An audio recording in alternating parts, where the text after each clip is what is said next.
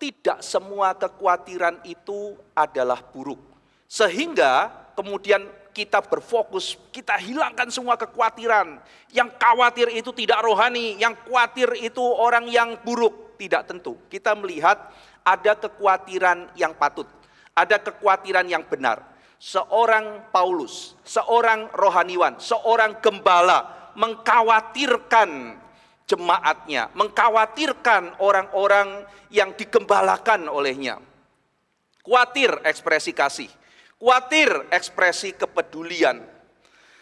Sehingga kalau kita melihat ada khawatir yang pada tempatnya, itu bisa menimbulkan respon yang baik. Maka kita perlu ada tempat untuk khawatir, mendorong kita untuk lebih maju, tidak puas diri, mendorong lebih inovatif. Saudara, sebuah keluarga yang khawatir misalnya akan hari depan anaknya.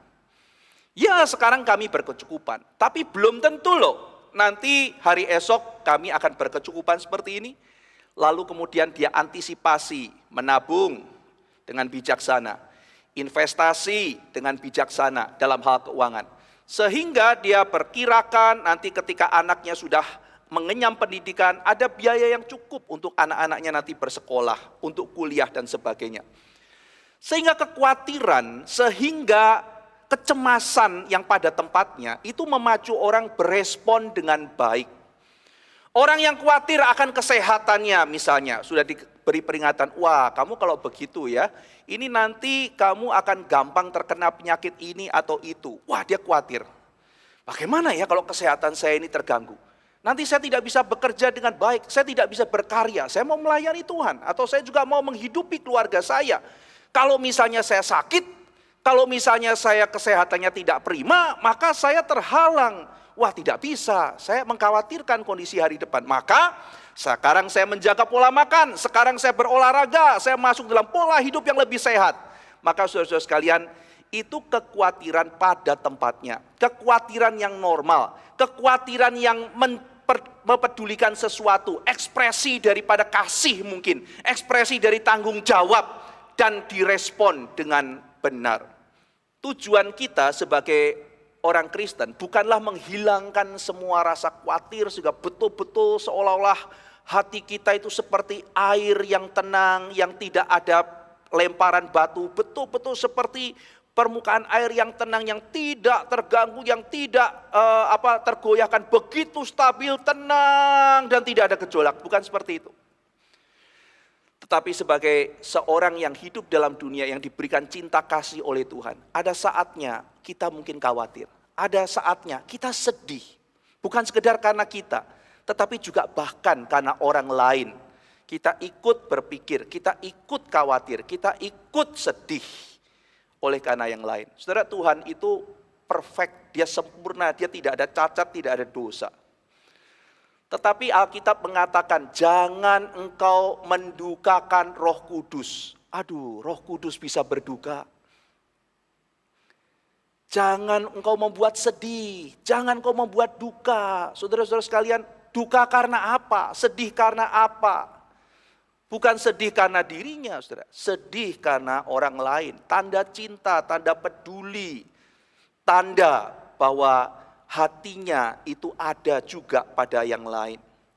Nah, saudara, tetapi ada juga kekhawatiran-kekhawatiran yang tidak benar. Kekhawatiran-kekhawatiran yang bermasalah.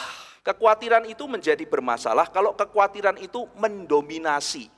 Sehingga seolah-olah seluruh pusat hidup kita itu dikendalikan, dikontrol oleh kekhawatiran. Jadi kita tidak lagi mengendalikan kekhawatiran, kita bergumul dengan kekhawatiran, kita tidak lagi berdialog dengan Tuhan di tengah-tengah kekhawatiran dan meminta kekuatan, mengatasi kekhawatiran, mencari jalan keluar. Bukan demikian, saudara. Tetapi sudah seluruh hidup kita, rasio kita semuanya sudah dikendalikan oleh kekhawatiran. Maka tema hidupnya adalah kecemasan dan kekhawatiran. Rasa khawatir ini menjadi problem kalau sudah sedemikian mendominasi sehingga seluruh tema hidup manusia, seluruh akar daripada keputusan-keputusannya dikendalikan, dikontrol oleh khawatir, cemas, dan takut. Saudara sekalian, memang perasaan yang muncul dari cemas dan khawatir ini tidak nyaman, seringkali menyiksa. Orang yang sedang khawatir, orang yang sedang cemas, itu tersiksa.